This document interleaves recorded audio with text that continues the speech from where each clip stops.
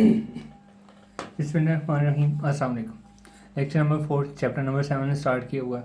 Article 7.3 है।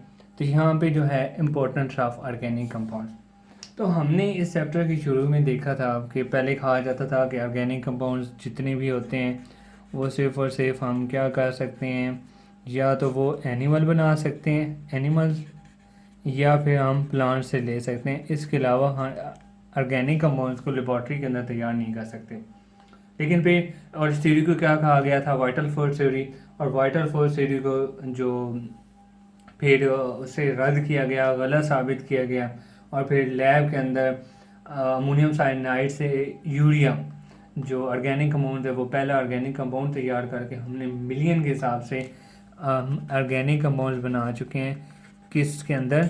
Labs के अंदर, लेबॉर्ट्रीज के अंदर मिलियन के हिसाब से ऑर्गेनिक कंपाउंड्स बना चुके हैं। अब इन ऑर्गेनिक कंपाउंड्स की इम्पोर्टेंस बहुत ज़्यादा है हमारी डेली लाइफ के अंदर, बहुत ज़्यादा। मसलन ऑर्गेनिक कंपाउंड जितने भी हमारी बॉडीज़ के अंदर, हमारी जितनी बॉडी के अंदर जितने भी रिएक्शंस हैं, तमाम reactions are reaction occurring in our bodies living system, बल्कि हमारी क्या तमाम के तमाम लिविंग सिस्टम के अंदर जितने भी रिएक्शंस हो रहे होते हैं वो सारे के सारे ऑर्गेनिक इन नेचर होते हैं। हमारी बॉडी या जितने भी लिविंग सिस्टम्स हैं जिन उनके अंदर जितने भी रिएक्शंस हो रहे होते हैं उनमें ऑर्गेनिक कंपाउंड्स इन्वॉल्व होते हैं। जैसा कि ऑर्गेनिक कंपाउंड्स कौन कौन से? प्रोटीन, हमारी बॉडी या लिविंग सिस्टम को बहुत इंपॉर्टेंट पार्ट्स हैं। प्रोटीन्स, एंजाइम्स, ये सारे के सारे जो हैं ये ऑर्गेनिक कंपाउंड्स हैं। कार्बोहाइड्रेट्स वगैरह, these are all organic compounds, और ये तमाम लिविंग सिस्टम के अंदर पाए जाते हैं। लिपिड्स, विटामिन्स, न्यूक्लिक एसिड, ये तमाम के तमाम कार्बन्स एटम्स के कंपाउंड्स हैं। तो एक तो इनकी ये मतलब हो गई इम्पोर्टेंस कि हमारी बॉडी जितने भी लिविंग सिस्टम के अंदर, ऑल लिविंग सिस्टम हम यहाँ पे कह देते हैं, जितने भी लिविंग सिस्टम्स हैं उनके अंदर जितने भी रिएक्शंस हो रहे होते हैं they are all in organic nature. ये इसकी फर्स्ट इम्पोर्टेंस।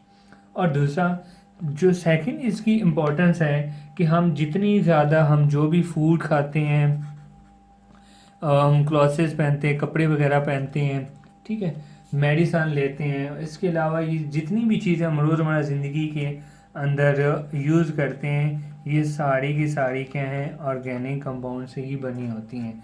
तो ये सारी की सारी ऑर्गेनिक इन नेचर हैं, ऑर्गेनिक नेचर होती हैं इनकी, ऑर्गेनिक कंपाउंड से बनी होती हैं। उसके अलावा ये तो इनकी मोस्ट इम्पॉर्टेंट दो इम्पोर्टेंस हो गई कि एक तो हम तमाम लिविंग सिस्टम के अंदर ऑर्गेनिक जितने भी रिएक्शन हैं वो ऑर्गेनिक इन नेचर होते हैं, और फिर जितने भी हम खाना वगैरह खाते हैं, क्लॉथेस और मेडिसन वगैरह यूज़ करते हैं, ये सारे के सारे ऑर्गेनिक कंपाउंड्स होती हैं।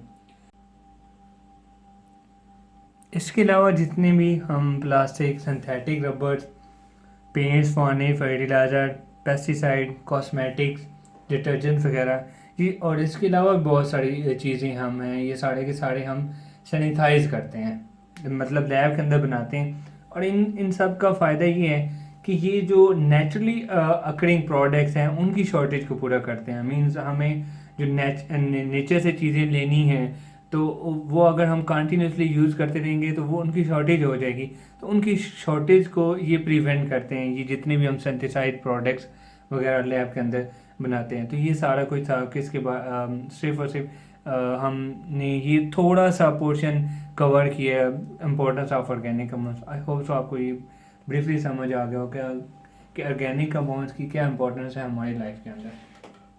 शुक्रिया।